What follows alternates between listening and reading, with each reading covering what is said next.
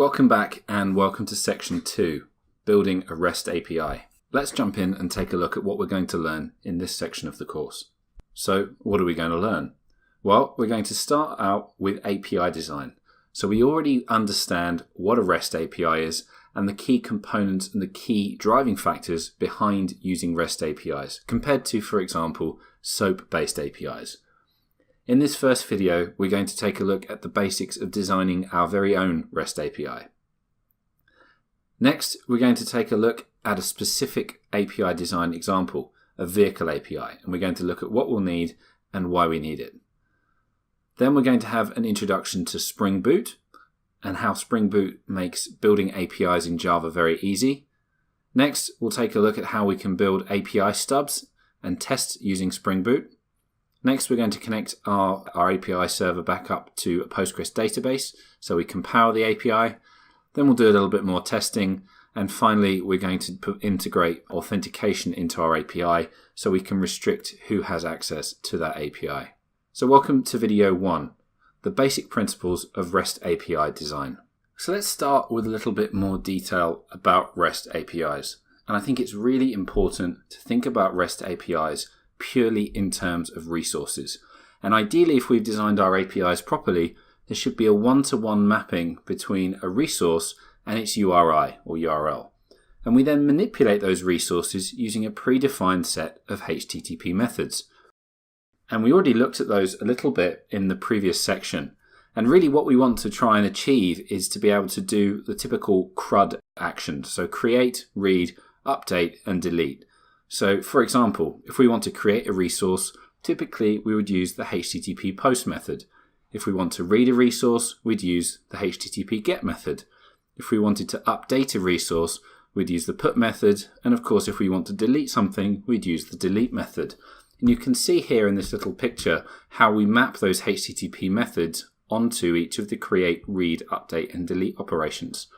So for example, if we want to create a device, we might post to /API/devices with a payload that represents that device. If we want to read a device, we might use a HTTP get to /API/devices, and we would expect the server to return a HTTP 200 along with the payload for that device. If we want to update a device, we might specify the device ID in the URL along with the updated payload. The server would update the device and return a 200 to signify that everything went through okay. And finally, a delete method, we would specify the ID of the device, remembering that there's a one-to-one mapping between this device ID in the URL and the actual resource, and we would again receive a HTTP 200 indicating that everything was okay. Now, just by way of recap, the HTTP methods available to us are get, put, delete, post, and options, where get is used to provide read-only access to a resource, put is used to create a new resource, delete is used to remove an existing resource, post is used to update an existing resource, or in the instance where it doesn't exist, we would create a new resource. And lastly, options is used to get the supported operations on a given resource. So if we take the previous example, /API/devices, if we called options on that, we would get post and get back because those are the two methods that are supported. If we did it on /devices/1, we would see update, or rather put, and delete as the supported options for that device. Now we can also use HTTP headers to pass important information about a request. So the HTTP header is a little bit like the address you write on an envelope, or the header you write on a letter at the top where you put your address and contact details. A HTTP header is basically metadata that goes with a request. And you can use it to specify all sorts of things about how you want to format the request, how you want the server to handle the request, and about how the server tells you as a client that you should handle the response. And I've listed 3 common examples on this slide of uses for HTTP headers. Now, perhaps the most popular is the content type header. So content type header is used to declare the format of the response that's coming back from the server or the format of the request that's coming from the client. So for example, if you wanted to build an API that supported both JSON and XML, you can use the content type header to specify the data type that you expect in your response. So if you send a post action to the server with a JSON payload, you should set the content type as application/JSON. If you send another request and the body of your request is in XML, you should set the content type to application/XML. And content type can also be used to specify languages. If, for example, you have an API that supports multiple languages in its response, you can use the content type to specify the language that you expect. Accept is very similar to content type, but specifies the format that you want to receive. So if you only want to accept XML and not JSON, you can specify that with an accept header. And you can also use HTTP headers for authentication.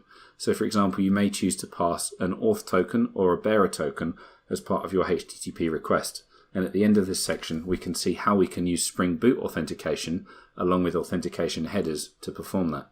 Now, along with the payload the server returns to you, so the payload would be, for example, if we request a list of devices or a list of users, the body of the response, it's the HTTP body, contains that payload response from the server with the information that you want to pass.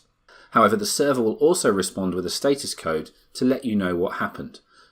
And these are the most common classifications of status code. And within each of these 4 groupings of status code, there's a load of different additional, more refined statuses that you can offer or return. So anything starting with a 200 type response, indicates some kind of success. And the most common is a HTTP 200, which says that everything went okay. The request was processed and responded successfully. A 300 is used by the server to indicate that a resource has moved and the client should redirect its request somewhere else. So we can have a 300, we can have a 301, 302, etc. So these X's denote variables. Now, something that you've probably seen before, 400 error or 4XX indicates some sort of client error. For example, you're unauthorized, the resource is not found, or the method is not allowed. Now, if you've ever tried to go to a web page and you've mistyped the URL, you've probably seen some kind of 404 error. A 404 means resource or page not found. So it's a client type error. So all 400 errors are client errors. That means as a client, you've done something wrong. Similarly, if you received a 403 response, it means that the resource may or may not be there, but you're not authenticated and you're not allowed to access that resource. You're not authorized. Similarly, you can receive a 400 series error for method not allowed. So for example, if you try to use a delete method on a resource that only supports gets, you will get a 400 series error indicating that.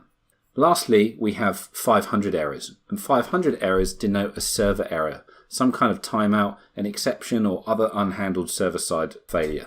So if you see a 500 error, it means probably the server has thrown some sort of exception, either because it doesn't know how to handle your request, or it's experiencing some other technical problem.